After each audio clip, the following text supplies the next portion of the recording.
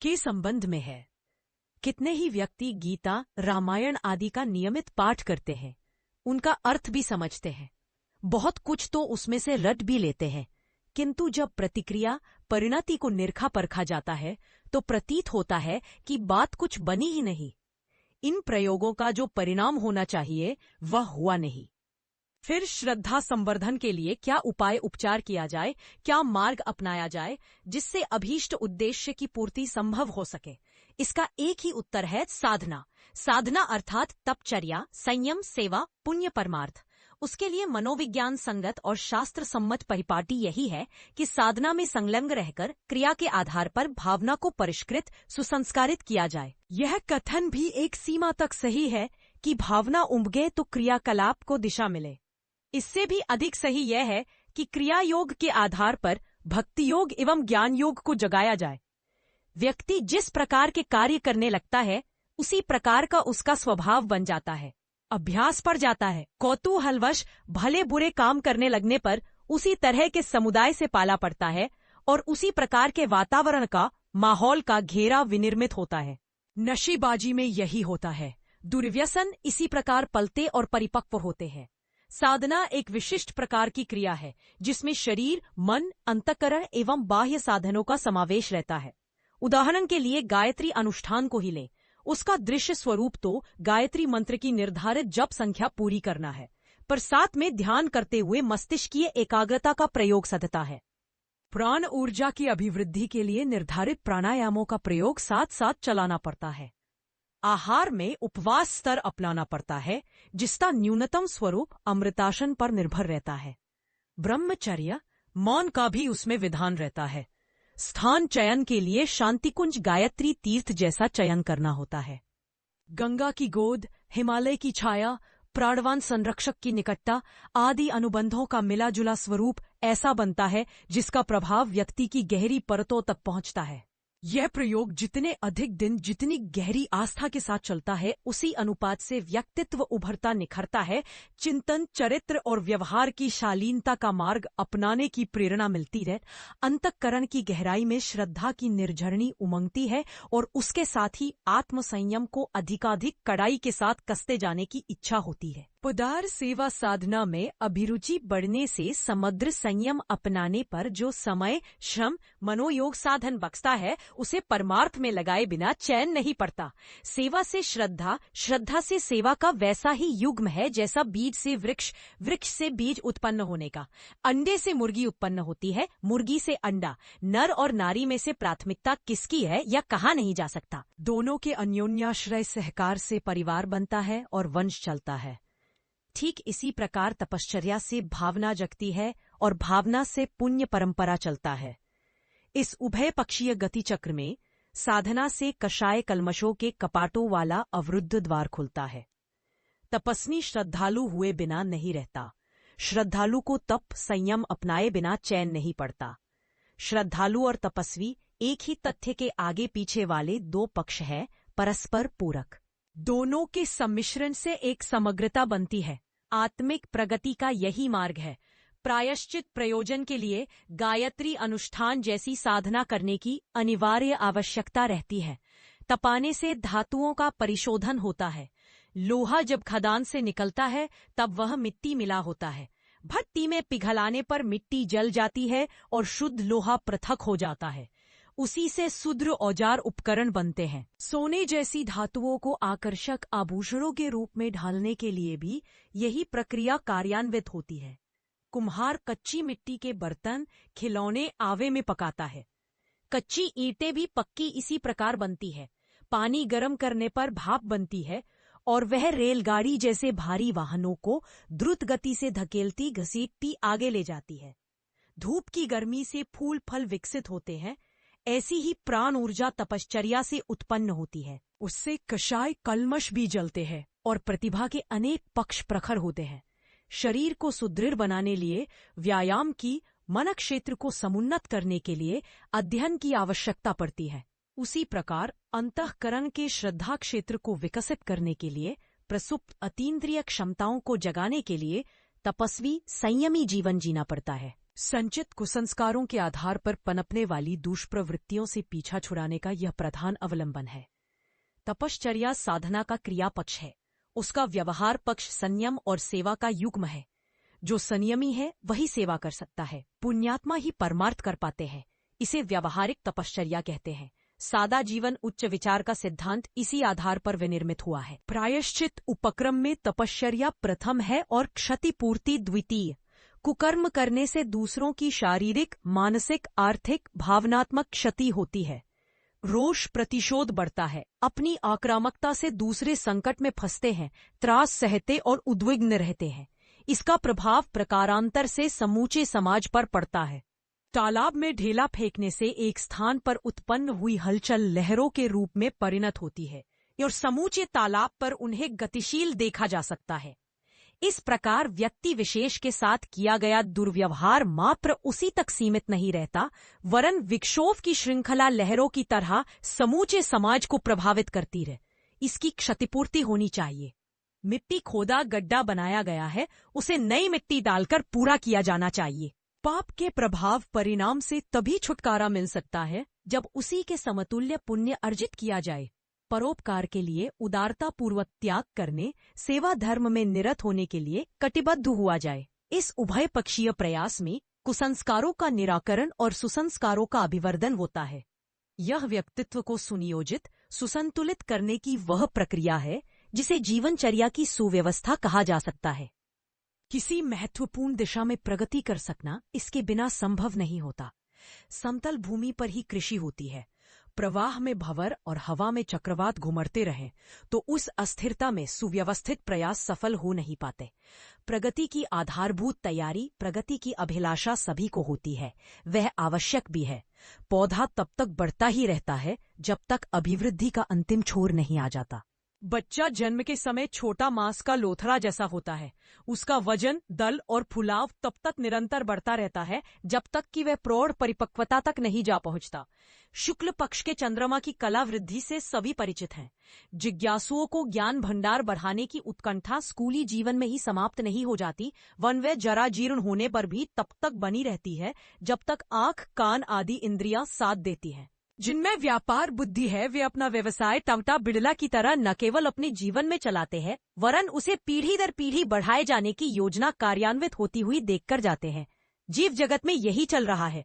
विकासवाद के सिद्धांतानुसार आरंभिक युग में जीव अत्यंत छोटे और स्वल्प इंद्रिय क्षमता वाले थे। उनकी प्रगति आकांक्षा ने उनका काय कलेवर, बुद्धि संस्थान बढ़ाया और क्रमशः अधिकाधिक विकसित होते चले गए। यह प्राणधारी की स्वाभाविक आकांक्षा है। इसमें उसका भी हित होता है और समाज का भी। प्रगति की आकांक्षा छोड़ बैठने पर मात्र निर्वाह ही एक काम रह जाता है। उसे तो पशु पक्षी कीट पतंग भी करते रहते हैं। मानवीय सत्ता तो हर दृष्टि से समुन्नत है, फिर उसकी आकांक्षा बड़ी चढ़ी न हो ऐसा हो ही नहीं सकता।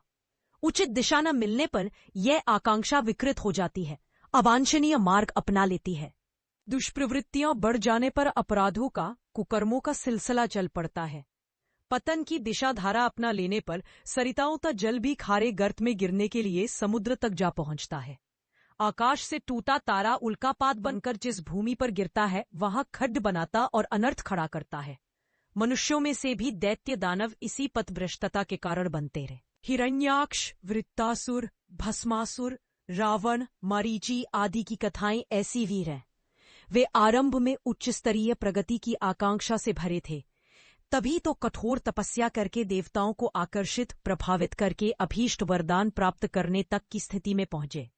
पीछे कुसंस्कार जग पड़े, अहंकार उभरा, स्वार्थपरता ने जोर मारा और उस स्तर के कार्य करने लगे जिनके कारण अपयश, आक्रोश और विलास का मुंह देखना पड़ा। मूलतः यह भी प्रगति की ही आकांक्षा थी। यदि उनकी दिशा सही बनी रही होती तो इन दैत्य दानवों में से प्रत्येक को महामानव, देवदूत बनने का अवसर मिल गया होता। वे हरिश्चंद्र, बुद्ध, ईसा, गांधी जैसे अभिनंदनीय, अनुकरणीय बने होते। भौतिक क्षेत्र में लिंकन, वाशिंगटन, मेजिनी, लेनिन जैसे राजनेताओं में उनकी गणनाएं हुई होती। यदि उन्होंने वैज्ञानिक शोध आविष्कार के क्षेत्र में प्रवेश किया होता तो Charak, Sushrut, Nagarjun, Vishwakarma, Einstein, Curie, Edison जैसी सफलताएं प्राप्त करके यशस्वी एवं चिरस्थायी लोकमंगल के निर्धारण प्रस्तुत कर सकने में समर्थ रहे होते। आत्मशोधन और लोकमंगल के क्षेत्र में बढ़कर जो पुण्य परमार्थ में निरत हो सका। उसने ऐसे प्रयोजन पूरे कर दिखाए जिनका उल्लेख इतिहास के पृष्ठों पर स्वर्णाक्षरों में किया जाता है। महामानवों, पुरुष पुरुषोत्तमों, नर नारायणों के असंख्य उदाहरण इसी पृष्ठभूमि से भरे हुए हैं। उन्होंने आदर्शवादी सन्मार्ग अपनाया और उस पर द्रुत गति से चल सकने के लिए आवश्यक तत्परता और तन्मयता को अपनाया। जिन्होंने संचित कुसंस्कारों का लदा हुआ भार उतार लिया, समझना चाहिए कि उनकी प्रगति पथ पर चल सकने की क्षमता गतिशील होने की स्थिति में आ गई है। जिसने सुसंस्कारों का संग्रह कर लिया, समझना चाहिए कि उनकी विवेक दृष्टि खुल गई और उच्च स्तरीय प्रगति का लक्ष्य प्राप्त कर लेने की संभावना बढ़ गई। यह प्राथमिकता प्रयोजन प्रायश्चित प्रयोजन पूरा करने से पूरा होता है। कहा जा चुका है कि प्रायश्चित के निमित्त उपवास अनुष्ठान जैसी साधना करनी पड़ती है। व्यक्तियों को, समाज को जो आर्थिक या नैतिक हानि पहुंचाकर क्षति पहुंचाई है, उसकी क्षतिपूर्ति करने के लिए संयम सेवा की विधा अपनाई है। समझना चाहिए कि उसका प्रायश्चित वास्तविकता से युक्त रहा और यह निश्चय हुआ कि उसका सुनिश्चित लाभ व्यक्तित्व को भार रहित और स्फूर्तिवान बनने की स्थिति तक जा पहुंचा। इस स्थिति में उच्च स्तरीय प्रगति की संभावना सुनिश्चित होती है। सफलताओं का ढेर लग जाता है। इतना किए बिना स्थिति भार से लदे हुए गधे जैसी अस्वस्थ विक्षिप्त जैसी बनी रहती है। उसका हाथ पैर पटकते रहना, बालकों की तरह मचलते रहना देखने भर से प्रयास जैसा लगता है, पर वस्तुतः उसमें शक्ति का अपव्यय मात्र हो रहा होता है। उच्च स्तरीय प्रगति के लिए व्यक्तित्व का स्तर ऐसा होना चाहिए जिसे दुर्गुण रहित और सद्गुण संपन्न कहा जा सके। इस स्थिति तक पहुंचने के लिए जिस सफाई की पुताई की आवश्यकता है, जो जीवनचर्या में समाविष्ट करने पर स्वच्छ सुसज्जित मकान जैसा मनोरम व्यक्तित्व भी बनता है। दिवाली पर मकानों की सफाई पुताई इसलिए की जाती है कि उसमें लक्ष्मी गणेश के रूप में साधन संपन्नता और दूरदर्शी बुद्धिमत्ता का पूजन किया जा सके, उनका समुचित अनुग्रह प्राप्त किया जा सके। कुसंस्कार अनेक जन्मों से जन्मते चले आते हैं। प्रमादवश उनका परिशोधन ही नहीं हो पाता, वरन कुकृत्य का पातक हर जन्म में अधिकाधिक भारी होता चला जाता है। जब भी होश आए तब सर्वप्रथम यही करना पड़ता है कि नाली में जमे हुए कीचड़ को निकाला, बुहारा और उसे पानी से धोया जाए। चूना, फिनाइल जैसे रसायन छिड़ककर उस दुर्गंध को, सड़न को हटाया जाए, जिसके कारण मक्खी मच्छरों का, कृमियों विषाणुओं का समूह पलता बढ़ता रहता है और उस वातावरण में रहने वाले समुदाय को अनेकों प्रत्यक्ष अप्रत्यक्ष तरीकों से हानि पहुंचाता है। नए मकान में प्रवेश करने पर पहले ही दिन उसकी सफाई धुलाई पुताई करनी होती है। इसके उपरांत उसमें रहने कारोबार चलाने की व्यवस्था की जाती है। प्रगतिशील नव जीवन अपनाने के लिए भी इसी प्रयोजन की पूर्ति करनी पड़ती है, जो जीवन शोधन के रूप में अपनानी होती है। ज्वर, अतिसार, सिर दर्द जैसे रोगों का चिकित्सा उपचार करना होता है। उस आधार पर कुछ दिन में चढ़े हुए रोगों के आक्रमण से छुटकारा भी मिल जाता है, पर काम इतने भर से पूरा नहीं हो जाता है। रुग्णता के कारण शरीर में जो दुर्बलता बस जाती है, उसे दूर करने के लिए विशेष रूप से फल, दूध, मालिश, टहलना जैसे उपाय अपनाने पड़ते हैं, ताकि रोगों के जड़ जमाए बैठे रहने के कारण जो क्षति हुई है उसकी पूर्ति हो सके। प्रायश्चित उपक्रम में भी यह करना पड़ता है। गायत्री अनुष्ठान जैसी तपश्चर्याओं में उपवास, ब्रह्मचर्य जैसे कितने ही संयम जुड़े रहते हैं। उनके परिपालन का अभ्यास तो तपश्चर्या अवधि में किया जाता है, किंतु उनका समावेश स्वभाव अभ्यास की तरह अपनाकर जीवन क्रम को उसी ढांचे में ढालना पड़ता है, ताकि मात्र साधना काल में ही व्रतशील रहकर बात समाप्त न हो जाए। उन्हें जीवनचर्या का अंग बना लेने पर ही काम चलता है। एक दिन बीज बोने पर दूसरे दिन वह वृक्ष बनकर फूलने फलने नहीं लगता, वरन अंकुर उगते ही सतर्कता पूर्वक उसमें खाद पानी देने, रखवाली करने का दायित्व सतर्कता पूर्वक निभाना पड़ता है। फलों का लाभ इतना कर सकने वाले को ही मिलता है। अनुष्ठान के दिनों जिन व्रतों को धारण किया था, उन्हें आगे भी अपनाए रहना पड़ता है। प्रायश्चित का दूसरा चरण है क्षतिपूर्ति। पूर्ण मुक्ति, इसके लिए दोनों पड़ों का वजन बराबर करना पड़ता है। पुण्य परमार्थ की ऐसी योजना बनानी पड़ती है जो सच्चे अर्थों में उद्देश्य की पूर्ति करती हो। चिन्ह पूजा, लकीर पीटना आत्म प्रवंचना है। पूजा पाठ के समय तो यत्किंचित समय और साधने लगाने पड़ते हैं। उन्हीं के सहारे कुसंस्कारों के भंडारण से होने वाली क्षति को पूरा नहीं किया जा सकता। इसके लिए गायों को घास, चींटियों को आटा, देवता पर अक्षत पुष्प चढ़ाने जैसी बाल क्रीड़ा से काम नहीं चलता। वरन जन कल्याण के ऐसे काम हाथ में लेने पड़ते हैं जो आकार में भी बड़े हों, साथ ही समय और साधनों का नियोजन भी बड़ी मात्रा में चाहते हों तथा दूरगामी परिणाम भी प्रस्तुत करते हो। प्रायश्चित की मर्यादा में तो यह सब होना ही चाहिए, पर बात इतने ही दिनों तक सीमाबद्ध होकर नहीं रह जानी चाहिए। उसे जीवनचर्या का एक अविच्छिन्न अंग बनाया जाना चाहिए। नित्य कर्मों के साथ इस प्रकार जोड़ना चाहिए कि वे सदा सर्वदा चलते रहे, जीवन की दिशा धारा के प्रमुख अंग बनकर रह सके। यह पिछले कुसंस्कारों से मुक्ति पाकर अभिनव मानवोचित जीवन जी सकने के लिए आरंभ हुई कायाकल्प जैसी प्रक्रिया समझी जा सकती है। इस शुभारंभ श्री गणेश भूमि पूजन के उपरांत इस भवन निर्माण की क्रिया आरंभ होनी चाहिए, जो मानवीय गरिमा के अनुरूप प्रकृति के उच्च स्तरीय निर्माण में सहायक सिद्ध हो सके। पुण्य परमार्थ को आरंभ कर देना अच्छा तो है, पर दृष्टि उठाकर उन महामानवों की गतिविधियों को भी गहराई से पर्यवेक्षण करना चाहिए, जिन्होंने कुसंस्कारों का प्रायश्चित भर करके काम समाप्त नहीं कर दिया, वरन महान प्रयोजनों की पूर्ति के लिए शेष जीवन का ऐसा योजनाबद्ध उपयोग किया जिससे उनकी प्रतिभा, लगन, कुशलता, समय, श्रम एवं साधन संपदा का पूरा पूरा उपयोग महान प्रयोजनों के लिए संपन्न होता रहा। व्यतशीलता इसी को कहते हैं। महामानवों की रीति नीति यही रही है। उनके कर्तृत्व से न केवल लोक मंगल की सामायिक आवश्यकताओं की पूर्ति हुई है, वरन भविष्य के लिए एक महान परंपरा को प्रोत्साहन भी मिला है। राजा हरिश्चंद्र का ड्रामा देखकर गांधी जी का जीवन बदल गया था। उन्होंने दूसरा गांधी बनकर रहने का संकल्प किया था। इस प्रकार महात्मा गांधी को महान हरिश्चंद्र का मानस पुत्र ही कहना चाहिए। इसी को सच्ची प्रगतिशीलता कह सकते हैं। इस दृष्टिकोण एवं क्रियाकलाप से मनुष्य धन्य बनता है और असंख्यों के लिए प्रेरणा स्रोत बनकर रहता है। प्रगतिशीलता इसी को कहना चाहिए।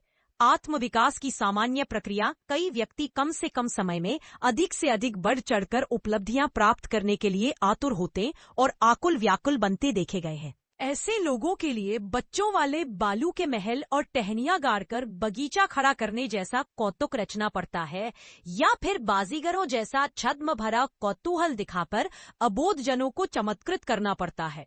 आंखों में चकाचौंध उत्पन्न करने का रूप धारण करने में नाटक करता ही प्रवीण होते हैं। उन्हीं को मुखौटे लगाना, मेकअप करना और सोच सज्जा से अलंकृत होना आता है। शालीनता के रहते बचकानी योजना बन नहीं सकती। कार्यान्वित होने का तो कभी अवसर ही नहीं आता। स्थायी निर्माणों में देर लगती है।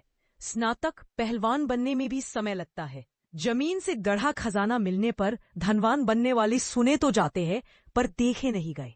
देवता के वरदान अथवा जादू मंत्र से किसी ने रिद्धि सिद्धि अर्जित नहीं की है। अंतराल को जगाने, दृष्टिकोण बदलने और गतिविधियों को सुनियोजित आदर्शवादी बनाने, संकल्पों पर आरूढ़ रहने से ही इस स्तर का विकास हो सकता है जिसमें बहुविध सफलताओं की फल फूल लगे, विभूतियों के चमत्कारी उभार उभरे। अदूरदर्शी तत्काल संपन्नता सफलता से भरे पूरे अवसर उपलब्ध करना चाहते हैं। प्रकृति क्रम से यह संभव नहीं। उसमें कर्म और फल के बीच अंतर अवधि रहने का विधान है। 9 महीने मां के पेट में रहने के उपरांत ही भ्रूण इस स्थिति तक पहुंचता है कि प्रसव काल की कठिनाई सह सके और नए वातावरण में रह सकने की जीवट से सज्जित हो सके। जो इन तथ्यों को अनदेखा करते हैं और अपनी हठवादिता को ही अपनाए रहते हैं, उन्हें इसकी पूर्ति के लिए छद्मों का सहारा लेना पड़ता है। किसी को प्रलोभन देकर या दबाव से विवश करके ही वाहवाही का पुलिंदा हथियाया जा सकता है। कांच के बने नगीने ही सस्ते बिकते हैं। असली हीरा खरीदना हो तो उसके लिए समुचित मूल्य जुटाया जाना चाहिए। फसल से घर भरने के लिए किसान जैसी तत्परता अपनाई जानी चाहिए और बोने से लेकर काटने तक की लंबी अवधि में धैर्यपूर्वक प्रतीक्षा करनी चाहिए। आत्मिक प्रगति के लिए दुष्प्रवृत्तियों का निराकरण, सुसंस्कारों का अभिवर्धन हेतु दोहरा पुरुषार्थ अपनाया जाना चाहिए। इसका प्रथम चरण है संयम, साधना, और दूसरा है उदार संलग्नता। इन दोनों के लिए आवश्यकता श्रद्धा विश्वास अंतराल में पक सके, इसके लिए योगाभ्यास स्तर की तपश्चर्याओं का आश्रय लेना चाहिए। यूं इस प्रकार की क्रियाकृत्यों को विश्वास न रखने वाले व्यक्ति अपनी समूची क्रियाशीलता और सद्भावना उच्च स्तरीय क्रियाकलापों में नियोजित करके समग्र जीवन को साधनामय बना सकते हैं। डॉक्टर राम मनोहर लोहिया हर दृष्टि से विवाह योग्य होते हुए भी जीवन भर यही कहते रहे कि मेरे सामने देश की स्वतंत्रता और प्रगति का इतना सघन लक्ष्य सामने है कि समूची विचारणा और क्रिया शक्ति उसी में खप जाती है। ऐसे व्यक्ति का समग्र श्रम साधना लक्ष्य के लिए ही सर्वतोभावेन समर्पित रहता है। फिर गृहस्थ संभालने के लिए अलग से समय मन साधना कहाँ से लाया जाए। अनेकों आग्रहों को अस्वीकृत करते हुए उन्होंने विवाह नहीं किया और समूची क्षमता देश सेवा में ही नियोजित किए रहे।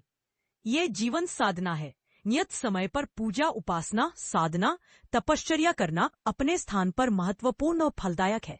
उसकी उपयोगिता आवश्यकता से इनकार नहीं किया जा सकता है। प्रगति का सरल तरीका भी यही है।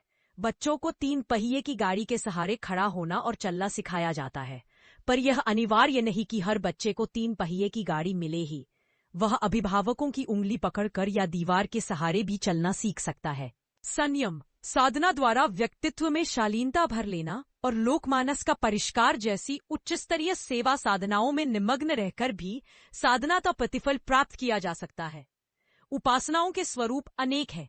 गुरु परंपरा में उनके कतिपय विधान हैं। संप्रदाय भेद से अनेकों मान्यताओं की अवधारणाएं विद्यमान हैं। इनमें से किसी को भी अपनाया जा सकता है। एक स्थान पर पहुंचने के लिए अनेक दिशाओं में चलने वाले यात्री अनेक मार्ग बना लेते हैं। इससे अपनी पगडंडी को सही और दूसरी सब पगडंडियों को गलत ठहरने के विवाद में नहीं पड़ना चाहिए। इन पंक्तियों के लेखक ने एक ही राजमार्ग पर चलकर लंबी यात्रा संपन्न की है और उसकी चमत्कारी प्रतिक्रिया प्रत्यक्ष देखी है। इसलिए उस अनुभव भरे विश्वास के आधार पर दूसरों को परामर्श देने के लिए सहज ही गायत्री उपासना की प्रेरणा देने की सहज प्रवृत्ति हो गई है। इसके साथ यह विश्वास भी जुड़ गया है कि जो भी इस अवलंबन को स्वीकार करेगा वह एक शक्ति केंद्र से अतिरिक्त सहायता भी प्राप्त करेगा और अन्यान्य साधनारत लोगों में से किसी भी प्रकार पीछे नहीं रहेगा। गायत्री उपासना का साधारण क्रम तो सर्वविदित है, पर उसकी गहराई में प्रवेश करना हो तो फिर एक ही मार्ग है कि उसके उच्च स्तरीय दर्शन एवं प्रयोग को अपनाने के लिए अग्रगामी बना जाए। इस संदर्भ में कुछ अतिरिक्त समझना और विशेष प्रयोग को अपनाना पड़ेगा। इस संदर्भ में शास्त्रकारों के उस प्रतिपादन को महत्व देना होगा जिसमें उन्होंने विस्तार पूर्वक गायत्री के 3 चरणों की व्याख्या विवेचना की है और उसे त्रिपदा निश्चित किया है। गंगा, यमुना, सरस्वती का संगम तीर्थराज प्रयाग बनता है। इसमें से एक भी धारा कम पड़ी होती तो उसका वह महत्व एक प्रतिफल ना रहा होता जो अनुभव किया जा रहा है और किया जाता रहेगा। मानवीय सत्ता के 3 पक्ष सर्वविदित है। एक स्थूल शरीर, दूसरा सूक्ष्म शरीर, तीसरा कारण शरीर। सामान्यतया यह तीनों उतने ही सक्रिय रहते हैं जिससे दैनिक निर्वाह क्रम चलता रहे, शेष भाग प्रसुप्त रहता रहे। प्रत्यक्ष शरीर सामान्यतया इतना ही रहता है कि दुर्बलता, रुग्णता से किस कदर बचा रहे और काम चलाओ स्थिति में बना रहे। उसे पहलवान, खेल चैंपियन, सर्कस जैसे अवसरों में चमत्कारी कृत्य दिखा सकने जैसी स्थिति तक पहुंचा सके। दीर्घायुष्य प्राप्त हो सके, ऐसे विशेषताएं तभी उपलब्ध होती है जब कमाने खाने तक सीमित न रहकर कायिक विशिष्टता प्राप्त करने के लिए विशेष प्रयत्न किया जाए। सूक्ष्म शरीर मन संस्थान है। व्यवसाय और व्यवहार में काम आने वाली बुद्धि तो सब में होती है, किंतु परिष्कृत दृष्टिकोण, दूरदर्शी विवेक एवं प्रज्ञा प्रतिभा का समुच्चय अनायास ही हस्तगत नहीं हो जाता। उस क्षेत्र की अतीन्द्रिय क्षमताएं उभारने, हस्तगत करने के लिए मानव शरीर को विशेष साधनाएं करनी पड़ती हैं। उसी प्रकार कारण शरीर भाव संवेदनाओं का क्षेत्र है। उसका विकास व्यक्ति को संवेदनशील, आस्थावान, परमार्थ परायण, संयमरत बनाता है। ब्रह्मांड व्यापी अतीव शक्तिशाली सत्ताओं के साथ अपने संबंध जोड़ता है, आदान प्रदान के द्वार खोलता है। आत्मा का ईंधन परमात्मा की अग्नि में समर्पित होकर प्रायः समान स्तर का बन जाता है। आध्यात्म तत्वज्ञान में ब्रह्मा, विष्णु, महेश का, सरस्वती, लक्ष्मी, काली का तीनों लोकों का वर्णन आता है। उन्हें यदि व्यक्तिगत सत्ता में समाहित देखना हो तो स्थूल, सूक्ष्म और कारण शरीरों की सत्ता एवं महत्ता को समझने का प्रयत्न करना चाहिए।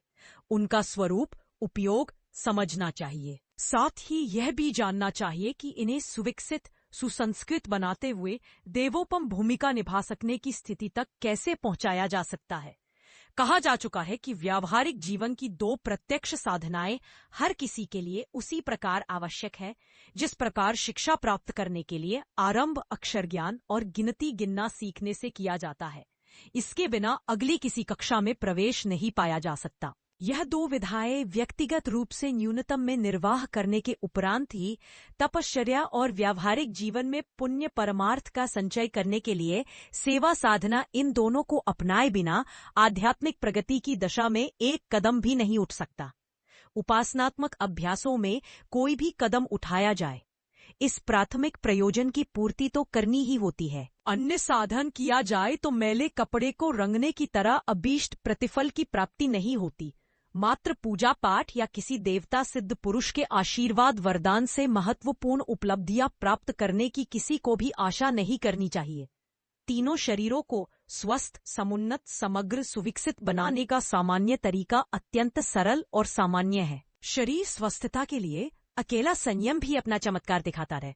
फिर अगर पौष्टिक भोजन और नियमित व्यायाम का संयोग भी मिल जाए तो समझना चाहिए सोना और सुगंध मिलने जैसी बात बन गई। वस्तुतः इंद्रिय असंयम ही शरीर को रुग्णता और दुर्बलता के गर्त में गिराता है। मानसिक स्वास्थ्य को सुरक्षित रखने के लिए संतुलन अपने आप में पूर्ण है।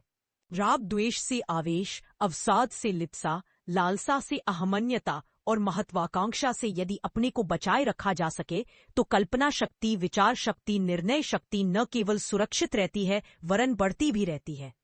स्वाध्याय, सत्संग, चिंतन, मनन के द्वारा उस क्षेत्र को और भी अधिक विकसित किया जा सकता है। दृष्टिकोण को यथार्थवादी एवं विवेक को जागृत रखने से हर व्यक्ति मेधावान बन सकता है, अपने सूक्ष्म शरीर को परिपुष्ट रख सकता है। कारण शरीर में भावनाएं, मान्यताएं, आस्थाएं, आकांक्षाएं उगती एवं परिपुष्ट होती है।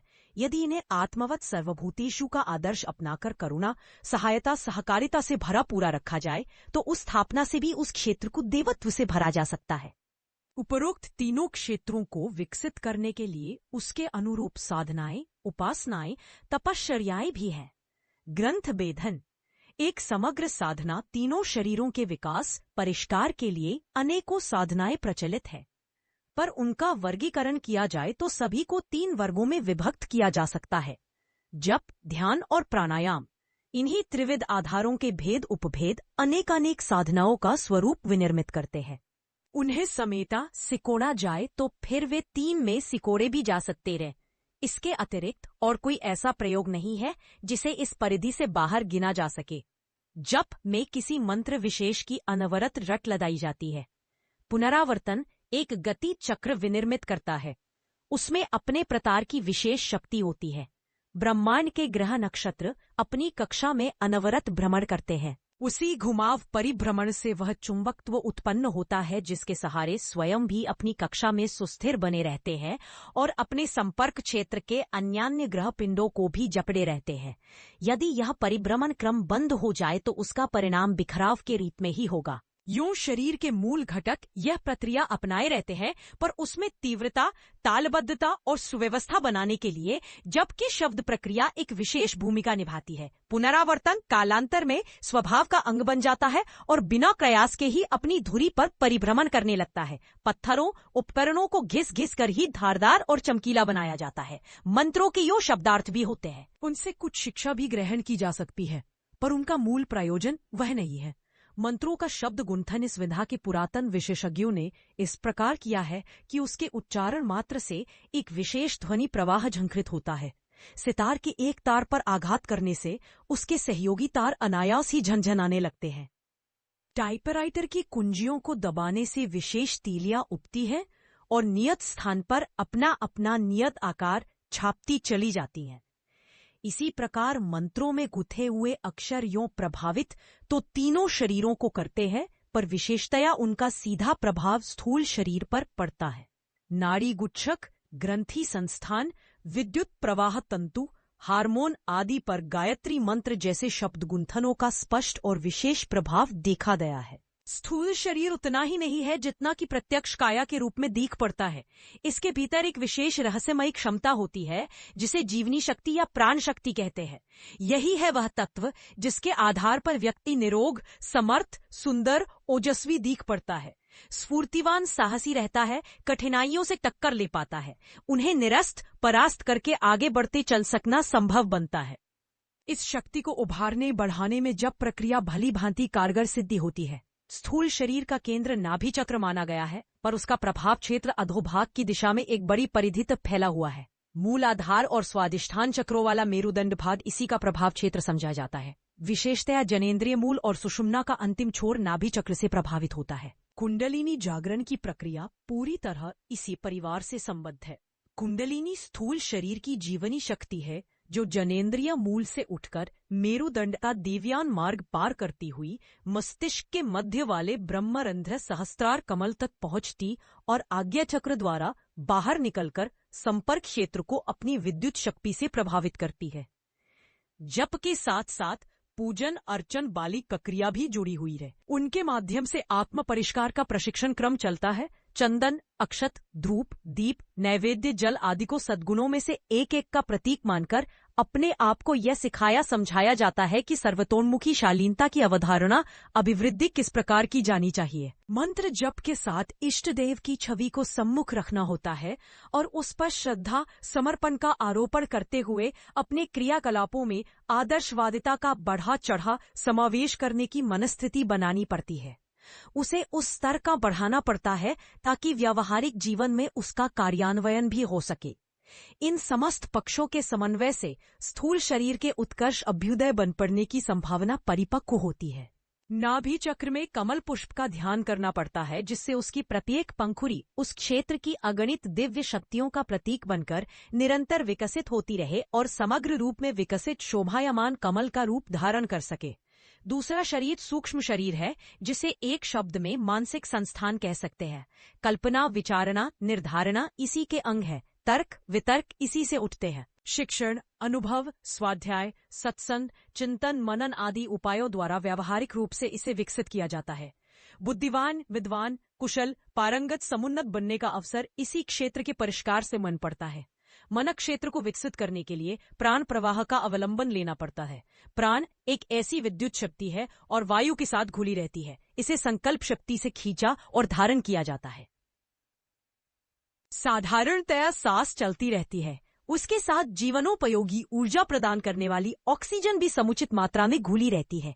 गहरी सांस लेना इसी दृष्टि से आवश्यक माना गया है कि ऑक्सीजन की समुचित मात्रा फेफड़ों से लेकर छोटे छोटे सभी घटकों को आवश्यक ऊर्जा मिल सके। साथ ही भीतरी क्षेत्र में उत्पन्न होने वाली गंदगी की सफाई भी होती रहे। गहरी सांस लेना छोड़ना एक स्वसंचालित व्यायाम है। इसे अपनाया तो जाना चाहिए, पर इतना ही सूक्ष्म शरीर के परिष्कार के लिए पर्याप्त नहीं है। प्राणायाम में संकल्प की भरी इच्छा शक्ति का समुचित प्रयोग होता है। भावना करनी पड़ती है कि ब्रह्मांड व्यापी प्राण तत्व सांस के साथ खिंचता चला आता है और नाक द्वारा प्रवेश कर इस स्थूल शरीर में ही नहीं, सूक्ष्म शरीर के अदृश्य प्रकोष्ठों में भी भर जाता है। इस प्रकार की संकल्प युक्त सांस खींचने की प्रक्रिया जितनी लंबी हो सके करनी चाहिए। इसके बाद सांस रोकने का कुंभक आता है। इसे खींचने में जितना समय लगा था उससे आधा समय ही रोकने में कुंभक में लगना चाहिए। साथ ही अवधारणा करनी चाहिए इस सांस में भूला हुआ जो प्राण तत्व था वह कण कण में भर रहा है और नव जीवन प्रदान कर रहा है। अवधारणा के समय मस्तिष्क क्षेत्र के अंतराल का विशेष रूप से ध्यान रखना चाहिए। उसमें सत्प्रवृत्तियां और सद्विचारणाएं, अतीन्द्रिय क्षमताएं प्रसुप्त स्थिति में छिपी पड़ी रहती हैं। प्राणायाम द्वारा खींचा गया प्राण उन्हें झकझोरता और प्रसुप्ति से जागृत स्थिति में लाता है। संतुलन, उत्साह, विवेक इस आधार पर सरलत्व पूर्वक उभारा जा रहा है और जो अवांछनीय तत्व सूक्ष्म शरीर के किसी क्षेत्र में जम गए हैं उन्हें प्राण युक्त सांस छोड़ने को रेचक प्रक्रिया द्वारा बाहर निकाला जा सकता है। सूक्ष्म शरीर का प्रतिनिधि केंद्र हृदय चक्र माना जाता है। साधारण स्थिति में वह मुड़ी हुई कली जैसा रहता है, पर प्राण की ऊर्जा एवं प्रातःकालीन उदीयमान सूर्य सविता के ध्यान द्वारा उसे खिले कमल की स्थिति में लाया जाए। इसकी पंखुड़ियां मानसिक विशेषताओं की कुंजियां हैं। जब हृदय चक्र खिलता है तो उनसे संबंधित मानसिक विशेषताएं भी उभर पड़ती है। साधक को अधिक प्रभावित करने की संभावना बढ़ती है। तीनों शरीरों के जागरण उन्नयन का क्रम एक साथ चलता है। एक एक करके अलग अलग समयों में पृथक पृथक विकास की परंपरा नहीं है। शरीर के सभी अंगों का साथ साथ विकास होता है। ऐसा नहीं कि पहले हाथ पुष्ट कर ले इसके बाद पैर को संभालेंगे। स्कूलों में छात्रों को भाषा, गणित, भूगोल, इतिहास आदि की पुस्तकें एक ही समय में क्रम पूर्वक चलानी पड़ती है। ऐसा नहीं होता कि पहले भाषा पढ़ ले, पीछे गणित, फिर व्याकरण। इसी प्रकार तीनों शरीरों का उन्नयन क्रम त्रिविध चक्रों को प्रस्फुटित करने की प्रक्रिया के साथ चलाना पड़ता है। साधना क्रम में तीनों का समावेश साथ साथ किंतु क्रमिक रूप से करना पड़ता है। इस समग्र साधना को ग्रंथि भेद योग कहते हैं। इसमें नाभि, हृदय और ब्रह्मरंध्र में अवस्थित तीनों कमलों को मूढ़ी हुई प्रसुप्त स्थिति से उबार कर जागृति में परिणत करना होता है। मुंदी कलियों को खिले हुए कमलों के स्तर तक पहुंचाना होता है। इसके लिए प्रातःकालीन सूर्य सविता की ऊर्जा को ध्यान धारणा द्वारा तीनों शरीरों में उनके प्रतीक केंद्रों से ओतप्रोत करना होता है। तीसरा कारण शरीर भाव शरीर कहा जाता है। इसमें आस्थाएं, मान्यताएं, आकांक्षाएं, संवेदनाएं निवास करती हैं। इस सभी को आदर्शों की दिशा में धकेलना पड़ता है और मैत्री, करुणा, मुदिता के स्तर पर सेवा साधना में नियोजित करना होता है। पुण्य परमार्थ की ओर बढ़ चलने के लिए प्रोत्साहित करने वाली योजना एवं क्रिया प्रक्रिया में नियोजित करना होता है। उसे संयम और उदारता का समन्वय भी कह सकते हैं। औसत नागरिक स्तर का निर्वाह करने में जो सहमत या संतुष्ट हो सका, वही सेवा साधना के पुण्य परमार्थ में प्रवृत्त हो सकता है। उदारता का भाव संवेदना का परिचय दे सकता है। मस्तिष्क मध्य, जिसे ब्रह्मरंध्र या सहस्त्राल कमल कहते हैं, यही कारण शरीर का संवेदना परिकर का मध्य केंद्र है। यहाँ भी मुंडी कली की स्थिति रहती है। इसे ध्यान योग द्वारा कमल पुष्प की तरह खिलाया जाता है। पूर्व दिशा में प्रातःकालीन स्वर्णिम सूर्य का ध्यान इस समूचे प्रयोग के लिए आधारभूत अवलंबन है। उदीयमान सूर्य को 1 सेकंड खुली आंख से देखने के उपरांत उसी दृश्य की ध्यान धारणा प्रायः 10-15 सेकंड तक आंखें बंद करके करनी होती है। जब अनुभूति झीनी होने लगे तो फिर आंख खोलकर 1 सेकंड उदीयमान सूर्य को देखा जा सकता है और पुनः आंखें बंद करके उसी दृश्य की अनुभूति का क्रम दोहराया जा सकता है। सूर्य के प्रत्यक्ष दर्शन का उपरोक्त क्रम अधिक से अधिक 1 सप्ताह चलाना चाहिए और वह अवधि 15 मिनट से अधिक नहीं होनी चाहिए, क्योंकि जैसे जैसे सूर्य के प्रकाश में तीव्रता आती जाती है, वैसे वैसे वह खुली आंखों से देखने जैसी स्थिति में नहीं रहता। विकसित सूर्य को देखने पर आंखों को हानि पहुंचती है। उदीयमान को भी देर तक नहीं देखना चाहिए। यह प्रयोग आरंभिक अभ्यास के लिए है। प्रायः 1 सप्ताह में ऐसी स्थिति बन जाती है कि बिना प्रत्यक्ष दर्शन के ही भावनात्मक ध्यान द्वारा भी सविता देव का दिव्य दर्शन होने लगे। इस आलोक को नाभि चक्र, हृदय चक्र और ब्रह्म चक्र में अपनी आभा को प्रवेश कराते हुए अनुभव करना चाहिए। समग्र साधना का व्यावहारिक स्वरूप। तीनों शरीरों के परिष्कार एवं उन्नयन के लिए अपना प्रयास उसी प्रकार नियमित रूप से जारी रखना चाहिए, जिस प्रकार पहलवान बनने वाले अखाड़े में, विद्वान बनने वाले विद्यालय में और धनी बनने वाले कारखाने, दफ्तरों में नियमित रूप से जाते रहे हैं। जादूगरी में तो यह कौतुक हो सकता है कि हाथ की सफाई वाली चालाकी को किसी प्रवीर से थोड़ी ही देर में सीख लिया जाए और 10-5 दिन के अभ्यास से ही उस कौतुक को दर्शकों में दिखाकर उन्हें चमत्कृत किया जा सके, किंतु यह आतुरता आत्मिक प्रगति के लिए काम नहीं आ सकती। उसके लिए दीर्घकालीन योजना बनाने और व्रतशील बनकर संकल्प पूर्वक निभानी पड़ती है। जो तुर्त फुर्त आत्मिक उपलब्धियों से अपना भंडार भर लेने के लिए आतुर हो, उन बाल बुद्धि लोगों को निराशा ही हाथ लगती है। बरगद का वृक्ष अपनी अवधि पर ही विकसित होता और फूलता फलता है। तीनों शरीरों को जागृत करने, प्रखर बनाने के लिए दैनिक उपासना का क्रम इस प्रकार बनाना चाहिए। प्रातःकाल सूर्योदय के समीपवर्ती समय में उपासना के लिए शुद्ध होकर बैठा जाए। गायत्री की छवि सामने रखी जाए। उसका जल, अक्षत, पुष्पम, धूप, नैवेद्य से पूजन वंदन किया जाए। भावना की जाए कि उस आद्य शक्ति महाशक्ति की विशिष्ट प्राण चेतना उस उपासना के वातावरण में भर गई। उस ऊर्जा का सहज प्रभाव साधक को उपलब्ध होने लगा। इसके बाद गायत्री मंत्र का जप आरंभ किया जाए। होठ, जीभ, कंठ तो गतिशील रहे, पर उच्चारण इतना स्पष्ट हो कि उसे अन्य कोई समीप बैठा हुआ व्यक्ति भी न पढ़ सके। यह जप न्यूनतम 15 मिनट होना चाहिए। जप के साथ साथ ध्यान भी चलना चाहिए। ध्यान में प्रभातकालीन स्वर्णिम सूर्य को माध्यम बनाया जाना चाहिए। भावना की जानी चाहिए कि सविता की सूक्ष्म प्राण चेतना अपने कायकलेवर में प्रवेश कर रही है। उसका नाभि चक्र में, हृदय चक्र में और मस्तिष्क मध्य के सहस्रार चक्र में प्रवेश हो रहा है। ये तीनों ही कमल चक्र मुंदी कली की स्थिति में प्रसुप्त प्राय रहते हैं। सूर्य की ऊर्जा से प्रभावित होकर वे खिलने लगते हैं। साथ ही इन तीनों केंद्रों में सन्निहित शारीरिक, मानसिक एवं अंतःकरण में समाहित अनेकानेक दिव्य प्रभाव विकसित एवं सक्रिय, समुन्नत होने लगते हैं। ये ध्यान जप के साथ साथ ही चलता रहता है। इससे शरीर और मन दोनों को काम मिलता है, फलतः चंचलता का अवरोध मिटता है और एकाग्रता सिद्धि का लाभ मिलने लगता है। जप और ध्यान की मध्यवर्ती कड़ी एक और है, जिसे प्राण विनिमय या प्राणायाम कहते हैं। उसे अपनाया जाना भी आवश्यक है। भावना करनी चाहिए कि समस्त ब्रह्मांड में विशेषतया अपने इर्द गिर्द महाप्राण का भरा पूरा भंडार विद्यमान है। उसे सांस के साथ खींचा और आत्मसत्ता के कण कण में प्रतिष्ठित किया जा सकता है। जितनी गहरी सांस खींचना संभव हो, धीरे धीरे उसे खींचा जाए। खींचने के आधे समय तक उसे भीतर रोका जाए। इसके उपरांत खींचने जितने समय में धीरे धीरे उसे बाहर निकाला जाए।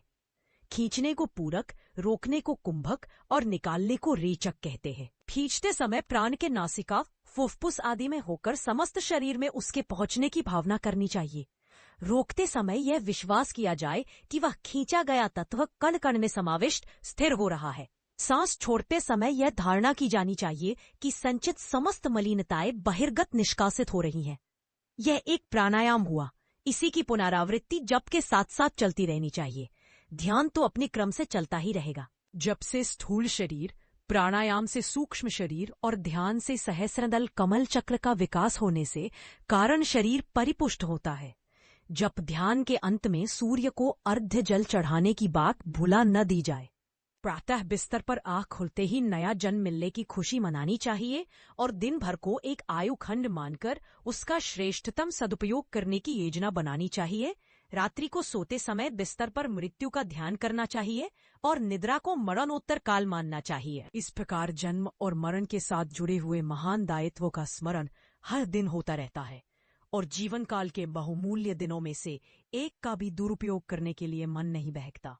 कहा जा चुका है, उपासना, साधना और आराधना का त्रिविधि संयोग मिलने से ही एक समग्र साधना प्रक्रिया बन पड़ती है। अन्न, जल, वायु की तरह ये तीनों ही आत्मिक प्रगति की बात सोचने वालों के लिए अनिवार्य रूप से आवश्यक है। ये तीनों ही साथ साथ चलनी चाहिए। जिस प्रकार जप, प्राणायाम और ध्यान साथ साथ उपासना काल में चल सकते हैं, उसी प्रकार समूची जीवनचर्या को ही साधना अवधि मानकर उसमें उपासना, साधना, आराधना का सुनिश्चित समावेश रखना चाहिए। उपासना प्रातःकाल 15 मिनट नियमित रूप से करते रहने से भी काम चल सकता है, किंतु साधना, आराधना का